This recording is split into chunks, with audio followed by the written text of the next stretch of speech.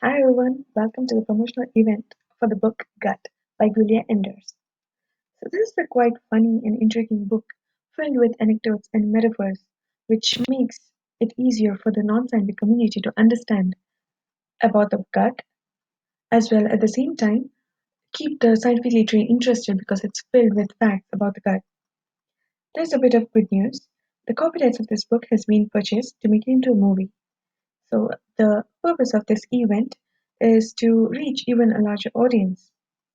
We have quite a few things lined up for you today. We have fun facts from the book, and then we have two eminent scientists of our time in the field of gut microbiota willing to share their opinions and thoughts about the book. So stay tuned.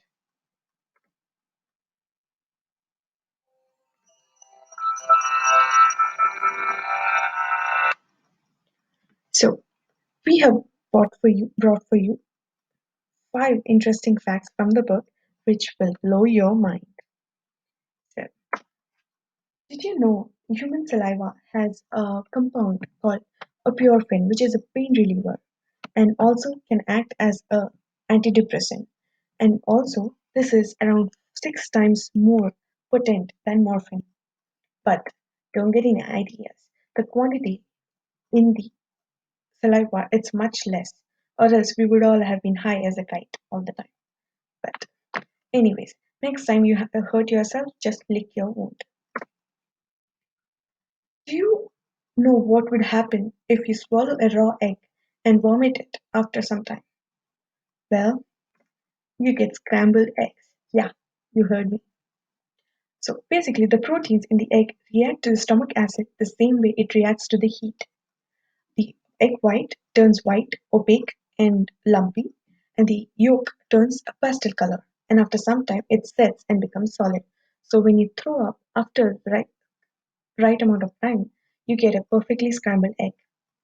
So basically, the cooking is body's way of outsourcing the first burst of digestive process to make its life easier.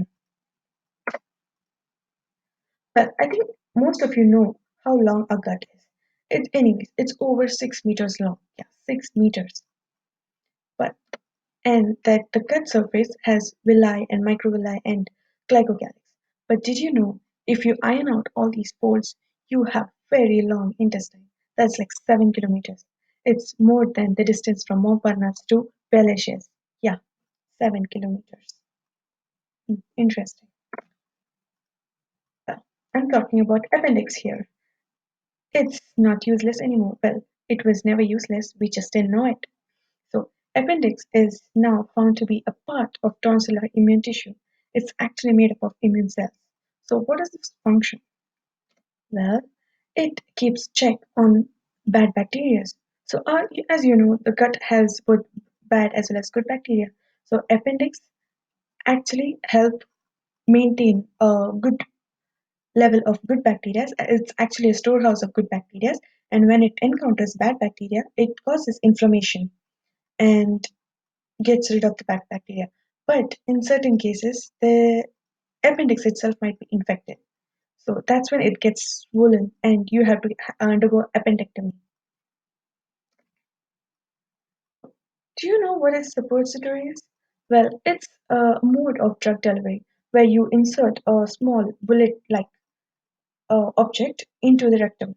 So, why are we doing this uncomfortable way of delivering drugs? Well, here's the answer. So, we know that the large intestine and the small intestine are have blood vessels that connect it to the liver. Basically, liver filters out all the toxins from the digested food. So, as the food reaches the rectum, that's like the last quarter of the large intestine, there is nothing to be absorbed. There is no toxin because it's already removed, and there's no nutrients because it's already been absorbed. So, basically, the blood vessels in the rectum connect it directly to the circulatory system and bypasses the liver.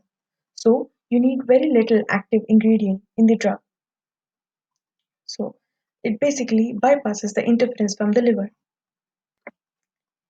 So, did you like the fun facts? So, if you want to know more about gut, just buy yourself a copy today. And now we have interviews with two eminent scientists, Bill and Rigasa and Carl Bernard, uh, waiting to talk to you about the book. Stay tuned.